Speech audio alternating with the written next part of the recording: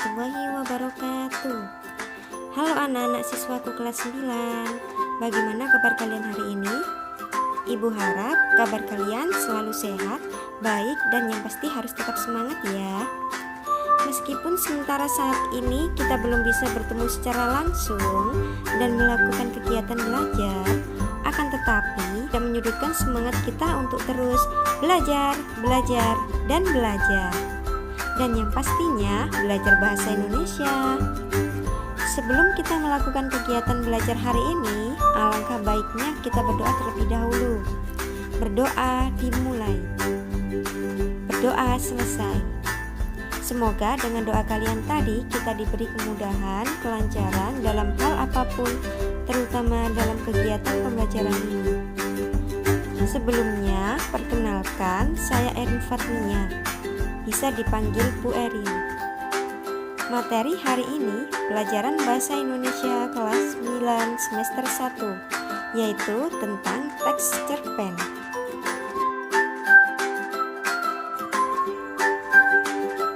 Kompetensi dasar yang kita pelajari hari ini adalah 3.2, yaitu mengelola struktur dan kebahasaan cerita pendek yang dibaca atau didengar.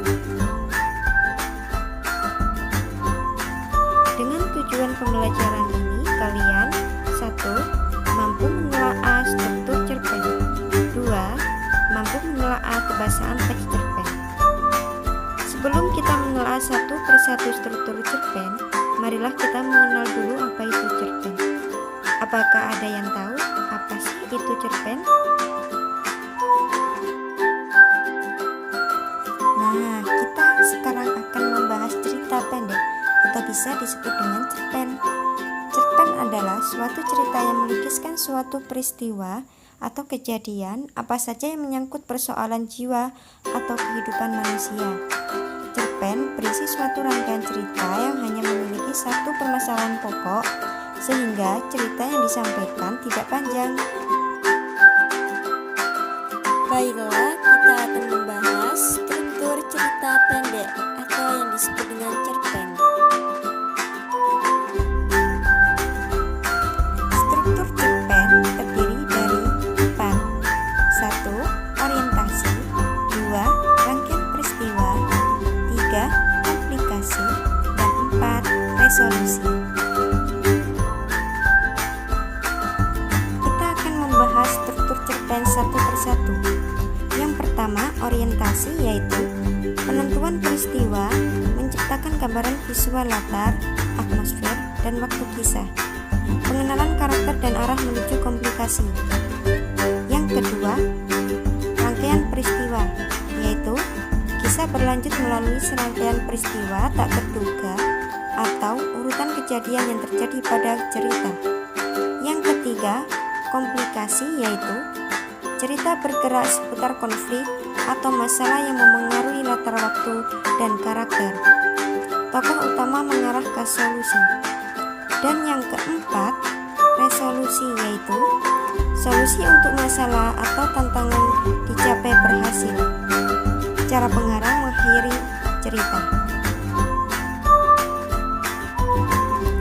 Perhatikan tahapan alur dari berikut ini. 1. Orientasi. 2. Rangkaian peristiwa. 3. Komplikasi. Dan yang terakhir, yang keempat, resolusi. Struktur cerpen. 1. Orientasi.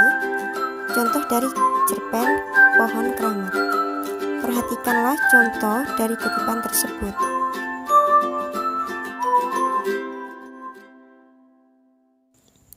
Struktur cerpen 2. Rangkaian peristiwa. Contoh dari cerpen Pohon Keramat. Perhatikanlah contoh dari kutipan tersebut.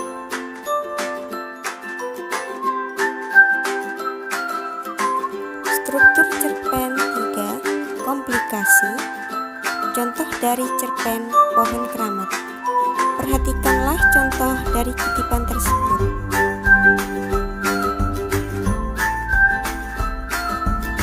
Struktur cerpen yang keempat, resolusi.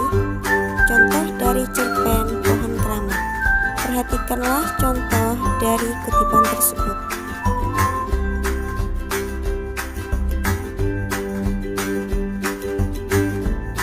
Selanjutnya kita akan membahas aspek kebahasaan.